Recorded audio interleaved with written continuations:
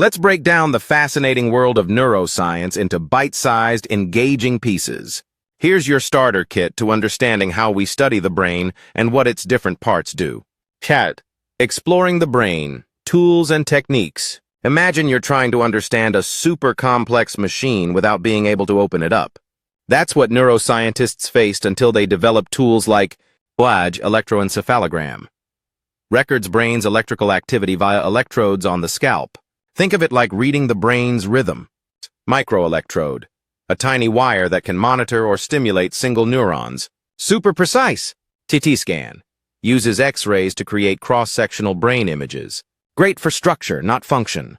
MRI, magnetic resonance imaging, provides detailed structural images without X-rays. fMRI, functional MRI, adds the what's happening part by showing activity changes. PET scan reveals brain function by tracking blood flow and glucose use, useful for both research and diagnosing disorders. Brain waves and functions. Your brain's always buzzing with different wave patterns. Beta waves, active thinking, problem solving. Alpha waves, deep relaxation. Delta waves, deep sleep. These waves help us understand states of consciousness and neurological conditions. Cerebrum and its lobes. The cerebrum's your brain's biggest part, divided into two hemispheres, left and right, connected by the corpus callosum. Each hemisphere has 4 lobes.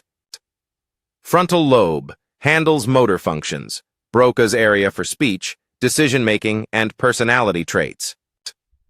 Parietal lobe processes sensory info like touch and spatial awareness, somatosensory cortex. Occipital lobe, visual processing central.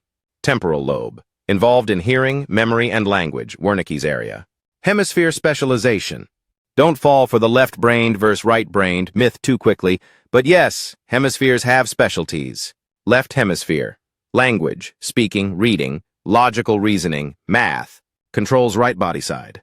Right hemisphere, visual spatial skills, music, facial expression, interpretation, controls left body side. Case studies, learning from exceptions. Split brain patients. Individuals with severed corpus callosums show each hemisphere can function independently. Fascinating stuff about separate consciousness within one brain. Phineas Gage. His accident, iron rod through the frontal lobe, dramatically changed his personality, highlighting frontal lobe roles in impulse control and social behavior. Why this matters. Understanding brain structure and function helps us grasp learning and memory, how we process info and store it. Disorders, conditions like aphasia, language impairment, depression, or epilepsy. Recovery, stroke rehabilitation, neuroplasticity, brain's ability to rewire. Ready to dive deeper into specific topics like neuroplasticity or psychological disorders? What's sparking your interest in psychology and neuroscience, young scholar?